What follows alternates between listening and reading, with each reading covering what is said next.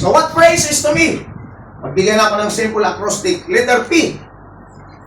Praise to me means personal matter. Pag personal matter, mga kapatid, personal yan sa akin yan, sa iyo yan.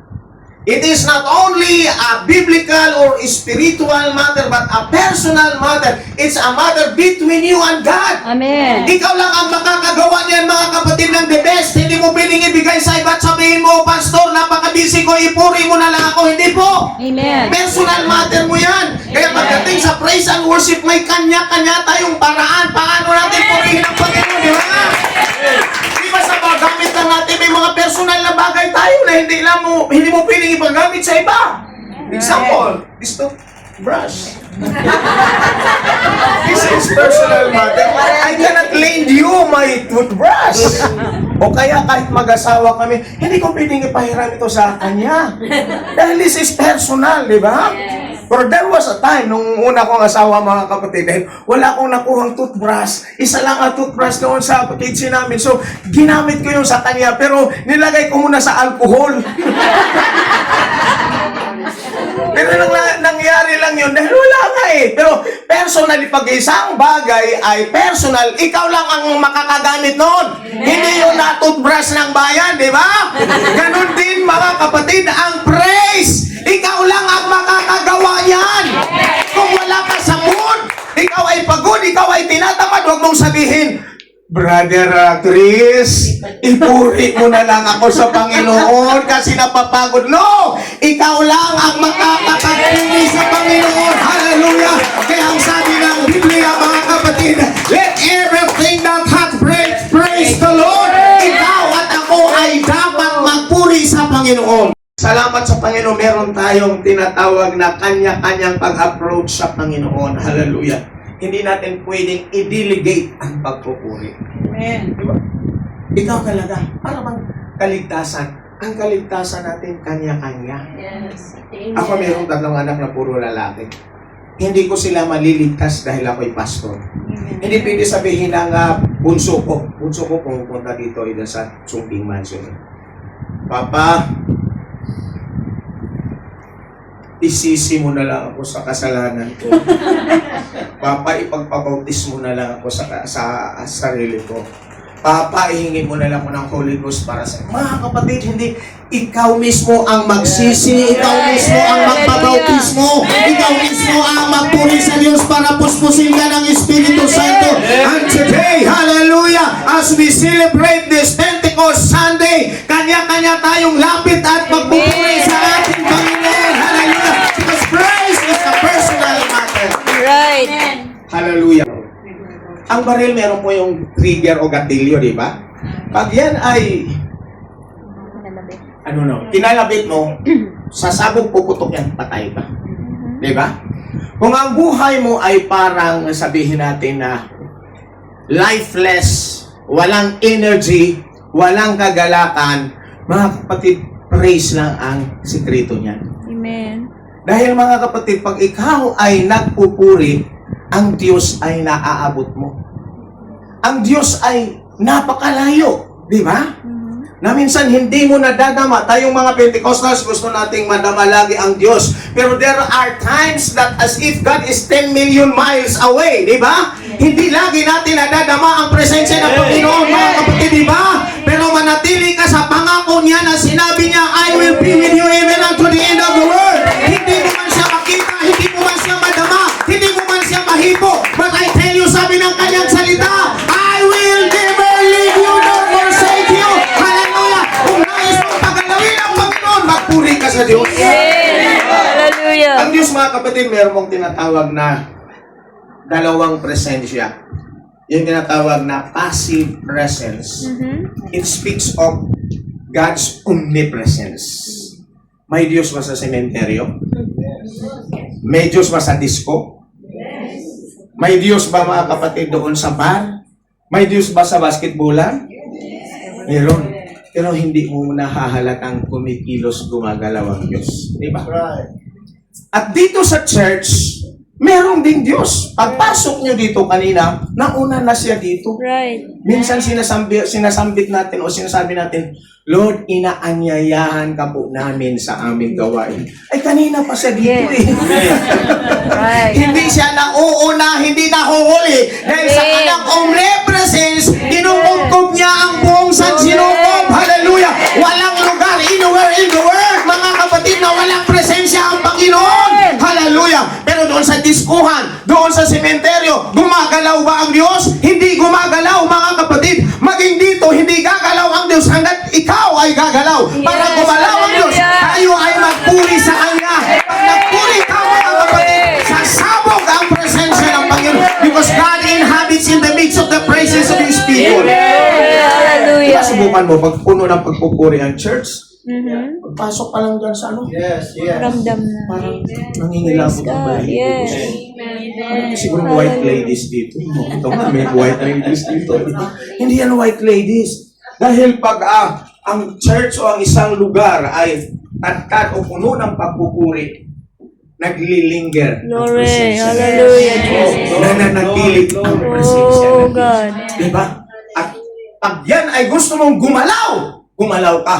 Magpuri tayo. Amen. I tell you, mga kapatid, pawawala ng Diyos ang kanyang banal na presensya. Dahil yan ang gusto ng Panginoon. Kapag nais mong gumalaw ang presensya, active presence ng Panginoon, kailangan maging active ka rin. Ikaw ay matutong magpuri sa Panginoon. Kung hindi mo na itataas ang kamay mo, itaas mo. Satan can withhold revival. Right. That's right. Pwede niyang pigilin ang pagkilos ng Diyos. Yes. Lalo na yung mga tao hindi responsive. Yes. Meron po tayong church sa Pilipinas, hindi ko lang sasabihin kung sino ang pastor. Laging tagtad ng division. Pero the good thing, dahil sa division, yung lugar nila halos mapuno ng UPC. And there was an American who happened to preach. During their service, mga kapatid, sabi ng American, I can see two demons living in the attic. May attic yung nasa tok-tok. And when he preached, he said, I saw one demon flew away, pero mayroon pang natitira isa. Kaya hanggang sa pag-alis niya, mga kapatid, tuloy-tuloy pa rin ang division. Kaya mayroong talagang tinatawag na advantage yung church na nagpa-fasting. Amen. Dahil ang demonyo, mga kapatid, hindi yan basta-basta lumalayas. Ang prayer kulang para magpalayas ng demonyo. That's right. Diba? Kami, nagpalayas kami ng demonyo. Yung aking kasamang si Jerry, nakahiga yung babae, piniliwan siya, ginanon talsik yung mga butunis eh. Hindi nadadala yan sa lakas ng sigaw. Right. That's right. Hindi nadadala yan sa lakas ng pabango mo. Yes. Nadadala yan sa kapangyarihan ng pangalan ng Panginoon. Ay, may pag-aayuno. Ay, nagpalayas ng demonyo. Sabi nung, sa pangalan ni Jesus, lumayas ka! I-command in Jesus, get out! Get away! Tumingin sa kanya. Ako? Lalayasin mo. Paano ako lalayasin? Diyan din ako sa iyo.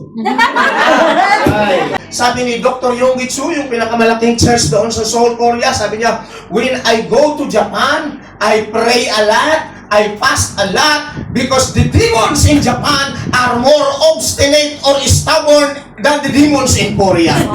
Sabi niya, dahil wala pag ang isang bansa ay puno ng pagpupuri, walang gaanong demonyo. Pero din sa church, pag ang church ay puno ng pagpupuri,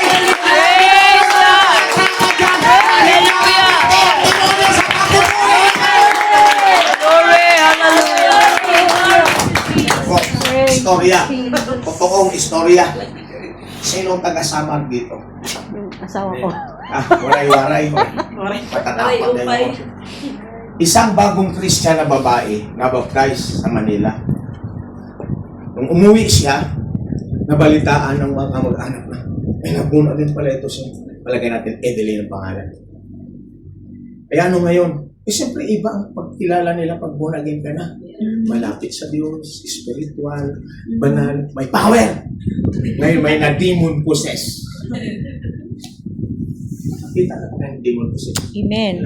Namumula ang mata, nalilisik ang mata. Minsan humahaba ang dila. Ay mga artist, marami yan eh. Ngayon sabi nung mga kamag-anakan, Day, may giyawaan diri. Meron ditong sinapian ng demonyo. At ikaw, born again. Kailangan ikaw ang mag-pray over, magpalayas niyan. Sabi niya, wala pa akong karanasan. Bago lang akong nabaptize noon sa Manila eh. Sino sa inyo dito ang nabaptize na? Amen. Praise God. Kailangan may Holy Ghost din. Sabi niya, hindi ko kaya yan kasi hindi pa ako matagal at bago lang hindi pa ako turuan sa mga ganyan. Eh, sino magpapalayas niyan? Kamag-anak ang nademonyohan eh.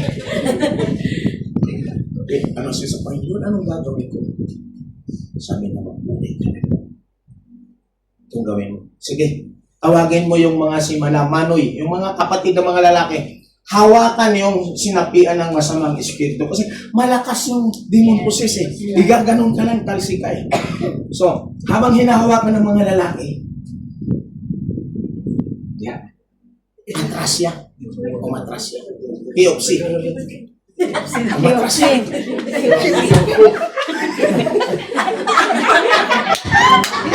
Umatrasya.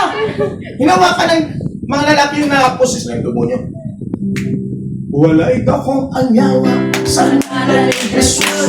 Wala'y kakong anyawa sa ngalan ni Jesus. Wala'y kakong anyawa sa ngalan ni Jesus. Ay wala'y laing na ngalan, anyawa mo daga. Mga kapatid, umaawit siya, umaatras siya. Mahadlok yun ang yawa sa ngalan ni Jesus. Mahadlok yun ang yawa sa ngalan ni Jesus. Mahadlok yun ang yawa sa ngalan ni Jesus. A is attention getter. Pag ikaw mga kapatid ay nagpupuri, na-attract mo ang attention. Halimbawa, may babaeng dadaan dyan. Wow, ang ganda. Meron pa rin ganito. Wow, sexy. Napapalingon yung babae. Diba?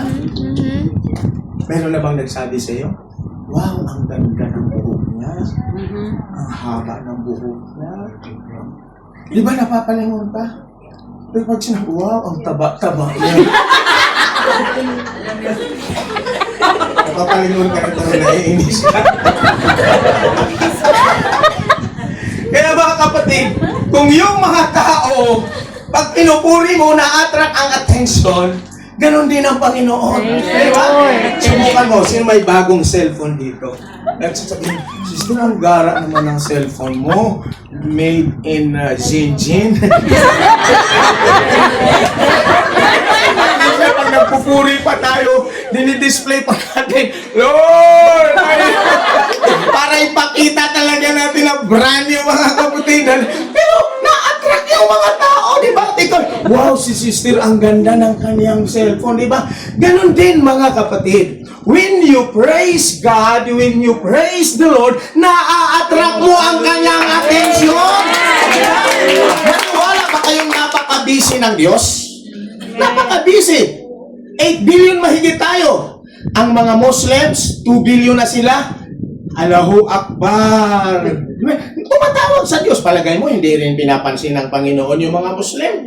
Mahal ng Diyos ang mga tao, kahit anong relihiyon. Ang mga Buddhist na mga 500 million. Buddha.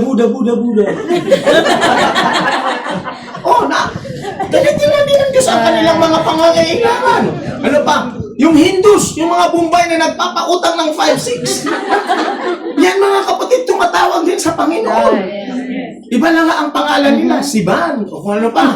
Diba? And then, doon ang mga born again. Ang born again ay nasa 2 billion mahigit. Oh, Jesus.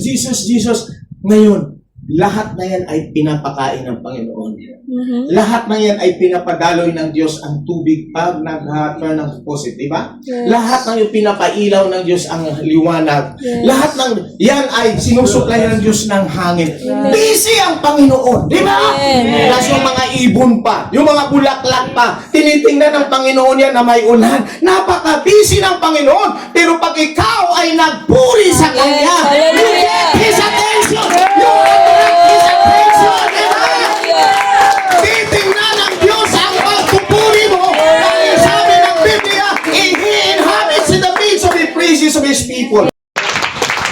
wala ka mang talento.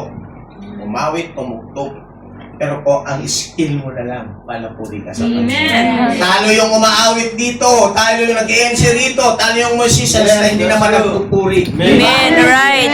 Mga kapatid, dahil maganda yung minister sa ganyan sa music. Pero ano ang say-say kung andoon ka lang for show? Yes, that's right. Yung iba talaga Hallelujah. yung buhay mo na. Oh, God's style mo. God. Puri. Puri ka. Para sa Diyos, mga kapatid. Sa'yo mo na yung Diyos mo at namatay ka na. Anong sabi ng ni Job? Babae, haling na babae, marunong ka lang tumanggap ng mabubuting bagay sa Panginoon, hindi mo kayang tanggapin ang masamang bagay. Ang Diyos ang nagbigay, ang Diyos ang nagkuha. Purihin ang pangalan ng Panginoon. Sana ganun tayo mga kapatid. Ano man ang kalagayan natin sa buhay? Ganun tayo magpuri sa Panginoon. Good times and the bad times. Sa araw at Lunes, Mondays, Merkulis, Mibis, Meris, Sabado, Linggo, nagpupuri tayo sa Panginoon. Amen. Amen. You don't have to be in the church para makapagpuri sa Panginoon. Right, that's right. Kasi minsan sa church, meron pa tayong tendency magpasikat. Mm-hmm. I'm going Come on. to say to the sisters and brothers that I am a praisingful man. Diba? Eh, pakitang tao.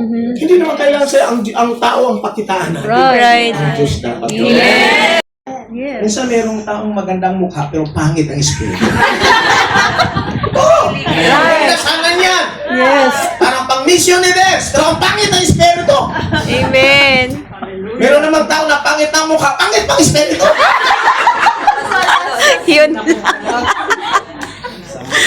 Sana kung pangit man, pagandahin ang espiritu. Amen. Mas maganda ka na, maganda pa ang espiritu, di ba? Gaganda ang ating espiritu kung palapuri tayo sa Panginoon.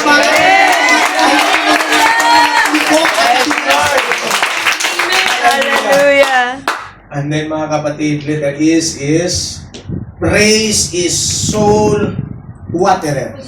Soul Tag-init waterer. ngayon, di ba? Tag-init. Summer. Sana hindi na ako nag-agitakan. O, di ba? May heat stroke. Merong nagkukulaps. Sa amin, sa Quezon City, isang pastor na kasama namin. Nag-jogging-jogging siya. Kumulaps mga kapatid. Malayo siya sa asawa na. Andun din yung, sa oval yung misis niya. Kung makita mga kapatid, tumba na siya. Hindi na sa ospital. Patay na siya.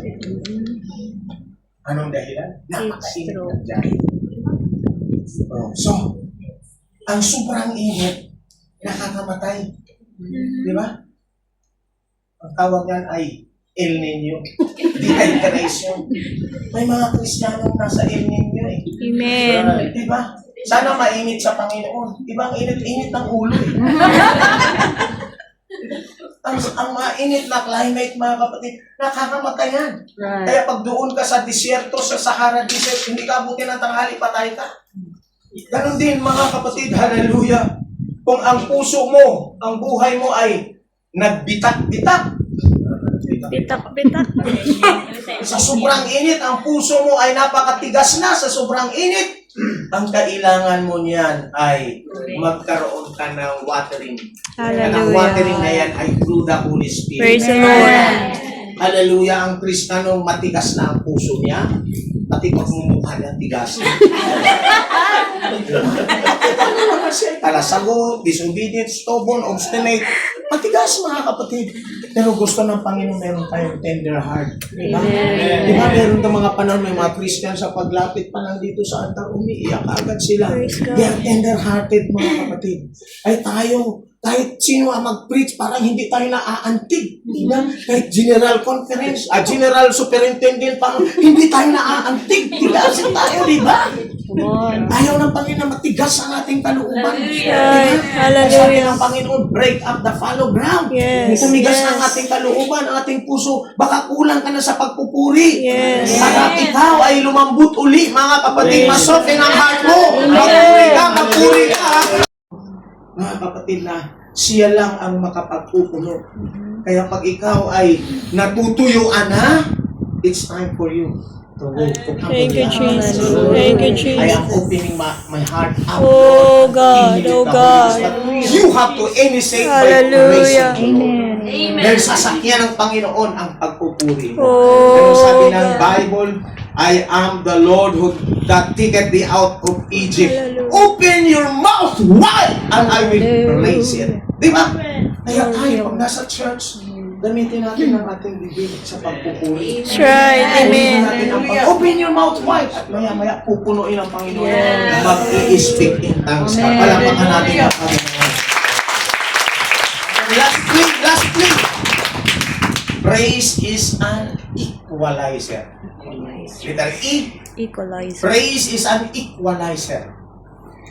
When it comes to praise, all is equal. Mga kapatid, lahat, sabi ng Bible, lahat ng may hininga, magpuri sa Kanya. Praise the Lord. Ikaw ay may hininga?